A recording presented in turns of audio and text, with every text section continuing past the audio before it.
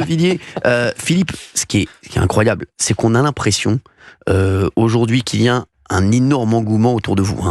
On le voit tous les jours. Il n'y a pas un jour, il n'y a pas un auditeur d'Europe 1 qui nous parle de Philippe de Villiers, qui nous dit voilà, Philippe de Villiers serait l'homme de la situation. On a l'impression que vous aviez 20 ans d'avance, ou 30 ans d'avance d'ailleurs. Non, mais c'est vrai, vous étiez en avance sur ce que voulaient les Français. Est-ce que vous avez ce sentiment ? Alors, je vais vous parler franchement. Quand je dis vous, c'est bien sûr, collectif. À part un.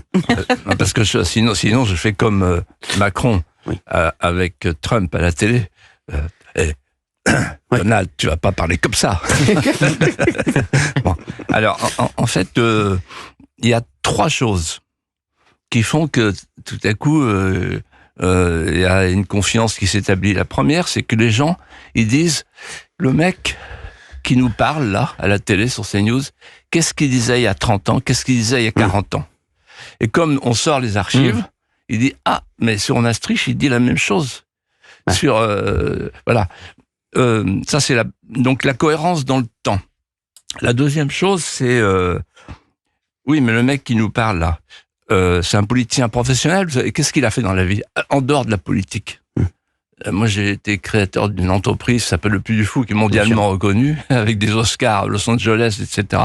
Bon, d'ailleurs, je me demande comment j'ai fait ça, mais bon, voilà. Bon, et du coup, quand on a fait quelque chose, on est cru, on est écouté. Et puis, troisièmement, un truc dont on parle quand on se parle, Cyril, souvent, c'est l'amour de la France. Oui, en fait, c'est quelque chose que tu peux pas prouver. C'est quelque chose que tu as en toi, et une manière voilà, d'appartenir au pays, voilà. Et en fait, je vais vous faire une confidence. En fait, cette émission que je fais tous les vendredis, je viens. C'est difficile pour moi parce que je peux pas rester plus de 2 heures normalement à Paris, sinon j'étouffe. Un problème d'asphyxie, un problème de respiration, parce que je suis un rural profond.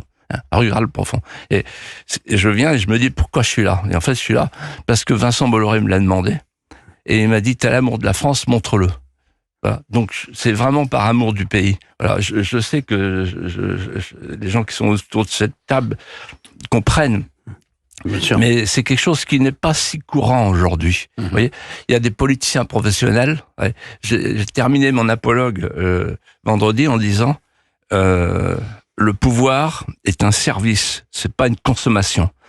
Et la politique ne relève pas de l'hédonisme consumériste, elle relève de l'offrande, du service. Et on donne tout pour son pays. Voilà. Comme d'autres avant nous l'ont fait.